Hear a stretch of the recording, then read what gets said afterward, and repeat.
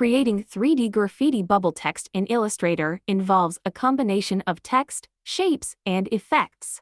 Select the Type tool T and type your text. Choose a bold and rounded font for a bubble text effect. Name Kelsey. Here we are using blue color. Open up Effects, use 3D material in it and go there and click the Inflate.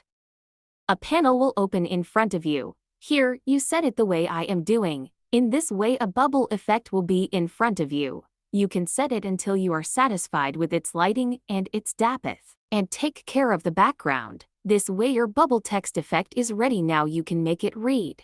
Now you can make it ready for presentation. Change its background. Fine-tune the colors, shadows, and highlights to enhance the 3D appearance.